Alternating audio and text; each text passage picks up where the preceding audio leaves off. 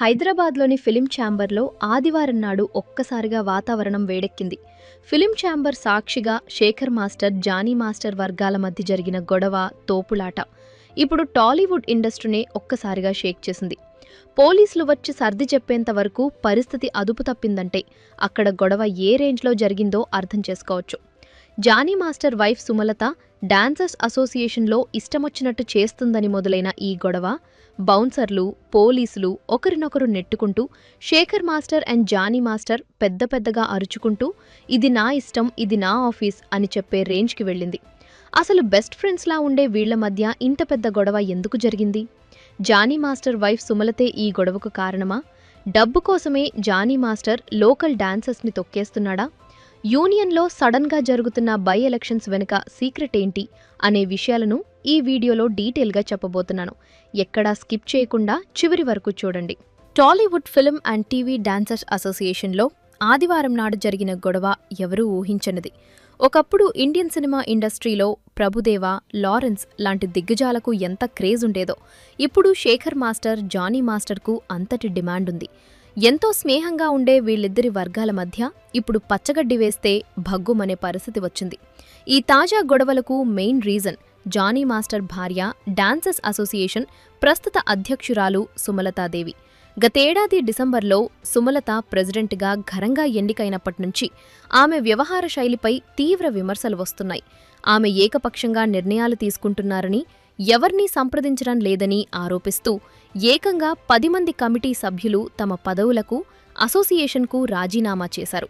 అయితే ఈ సమస్యను సామరస్యంగా పరిష్కరించాల్సింది పోయి సుమలత ఫెడరేషన్ అనుమతి లేకుండానే అసోసియేషన్లో బై ఎలక్షన్స్ అనగా ఉప ఎన్నికలు నిర్వహించడానికి సిద్ధమయ్యారు. సినిమా ఇండస్ట్రీలో 24 క్రాఫ్ట్స్కు Telugu state film employees federation అనేది ఒక పెద్ద దిక్కు. ఫెడరేషన్ అనుమతి లేకుండా ఏ నిర్ణయమూ తీసుకోకూడదు. కానీ సుమలత ఏకంగా ఫెడరేషన్నే లెక్క చేయకుండా ఉప ఎన్నికలకు వెళ్లడాన్ని శేఖర్ మాస్టర్ వర్గం తీవ్రంగా వ్యతిరేకించింది.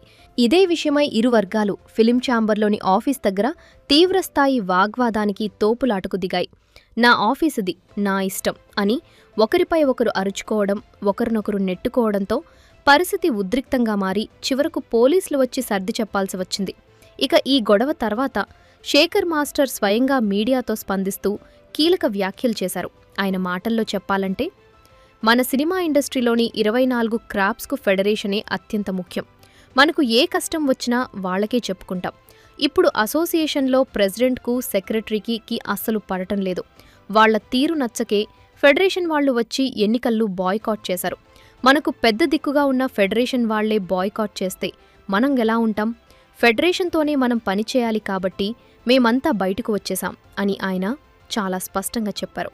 జానీ మాస్టర్ మరియు సుమలత కేవలం వాళ్ల ఈగో సాటిస్ఫాక్షన్ కోసమే అసోసియేషన్ను నడుపుతున్నారని, వాళ్లు నాయకుల్లా కాకుండా సొంత ఓనర్స్లా ప్రవర్తిస్తున్నారని తోటి డాన్సర్లు మండిపడుతున్నారు. ఫెడరేషన్ పెద్దలు ఆ 10 మందిని తిరిగి తీసుకోవాలని చెప్పినా వినకుండా కేవలం వాళ్లకు అనుకూలంగా ఒపీనియన్ పోల్ పెట్టుకున్నారని డాన్సర్లు ఆరోపిస్తున్నారు. అయితే ఈ తాజా గొడవ కేవలం ఈగోల వల్ల లేదా ఎన్నికల వల్ల మాత్రమే రాలేదు. దీని వెనుక వందలాది మంది సామాన్య తెలుగు డాన్సర్ల కడుపుమంట ఉంది. అదేంటంటే, స్థానిక తెలుగు డాన్సర్లకు అవకాశాలు ఇవ్వకుండా ఉద్దేశపూర్వకంగా ముంబై నుంచి డాన్సర్లను తీసుకువస్తున్నారన్నది జానీ మాస్టర్ దంపతులపై ఉన్న అతిపెద్ద ఆరోపణ. ఉదాహరణకు, రామ్ చరణ్ నటించిన పెద్ద సినిమాలోని పాటలకు జానీ మాస్టర్ కొరియోగ్రఫీ చేశాడు. అందులో ఒక పాట కోసం మన తెలుగు డాన్సర్లను కాదని ఏకంగా ముంబై నుంచి 100 మందికి పైగా డాన్సర్లను తీసుకొచ్చారు. దీని వెనుక పెద్ద ఆర్థిక కోణం ఉందని వాళ్లు చెప్తున్నారు. ముంబై డాన్సర్లను తీసుకురావడం ద్వారా ఒక్కొక్క డాన్సర్ మీద 5,000 రూపాయల చొప్పున కమిషన్ జానీ మాస్టర్కు వెళుతుందని, అలా 100 మంది డాన్సర్లతో డాన్స్ చేయిస్తే రోజుకు ఏకంగా 5 లక్షల రూపాయలకు పైగా డబ్బులు ఆయన జేబులోకి వెళ్తున్నాయని తోటి డాన్సర్లు సంచలన ఆరోపణలు చేస్తున్నారు. మన దగ్గర ఇంత అద్భుతమైన టాలెంట్ పెట్టుకుని అవకాశాలు లేక లోకల్ డాన్సర్స్ పస్తులుంటుంటే కేవలం కమిషన్ల కోసం ముంబై డాన్సర్లను తీసుకురావడం మన తెలుగు డాన్సర్ల పొట్ట కొట్టడమే అని వారు నిలదీస్తున్నారు. ఈ విషయంపై ఎన్నిసార్లు అసోసియేషన్లో మొరపెట్టుకున్నా ప్రెసిడెంట్ సుమలత ఏమాత్రం పట్టించుకోలేదని డాన్సర్లు ఆవేదన వ్యక్తం చేస్తున్నారు. ఆ అమ్మాయికి 15 ఏళ్లు ఉన్నప్పటినుంచి వేధిస్తున్నాడు అనడం ఒక పచ్చాబద్ధం. ఒకవేళ ఆధారాలు చూపిస్తే నేను నా భర్తను వదిలేసి వెళ్ళిపోతాను అని ఆమె మీడియా ముందు సవాల్ చేశారు.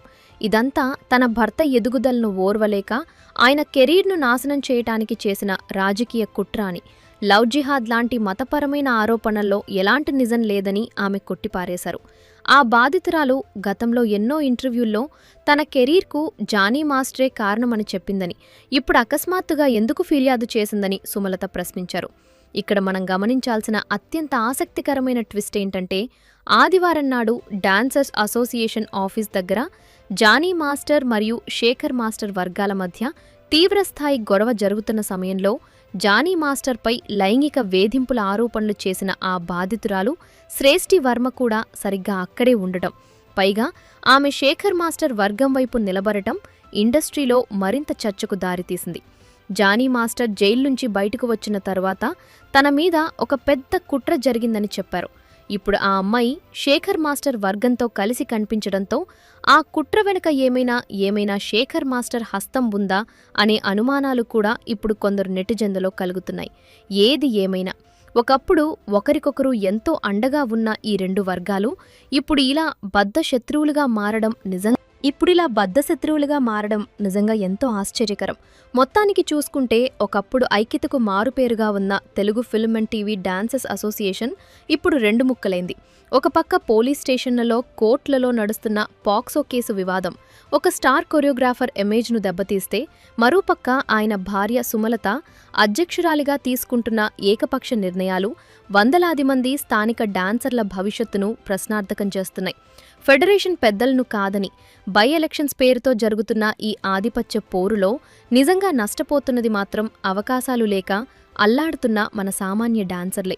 కేవలం కమిషన్ల కోసం పరాయి రాష్ట్రాల నుంచి డాన్సర్లను తెచ్చుకుంటూ పోతే ఇక్కడ రక్తాన్ని చెమటగా మార్చే మన స్థానిక కళాకారుల పొట్ట కొట్టినట్లే కదా. సినిమా షూటింగ్లు సజావుగా సాగాలంటే ఫెడరేషన్ పెద్దలు, ఇండస్ట్రీ పెద్దలు వెంటనే కల్పించుకుని ఈ వివాదాలకు ఒక ముగింపు పలకాల్సిన అవసరం ఎంతైనా ఉంది. ఒక స్థాయికి ఎదిగిన తర్వాత కింది స్థాయిలో ఉన్న తోటివారి కష్టాలను పట్టించుకోకపోవడం, స్వార్థం కోసం వాళ్ల ఉపాధిని లాగేసుకోవడం ఏమాత్రం సమంజసం కాదు. ఈ తాజా పరిణామాల పట్ల, ముఖ్యంగా స్థానిక డాన్సర్లకు జరుగుతున్న అన్యాయం పట్ల మీ అభిప్రాయమేంటో కమెంట్స్లో తెలియచేయండి. అలాగే వీడియో నచ్చితే ఒక లైక్ చేసి ఇలాంటి మరెన్నో ఇంట్రెస్టింగ్ వీడియోస్ కోసం మా ఛానల్ని సబ్స్క్రైబ్ చేసుకోండి.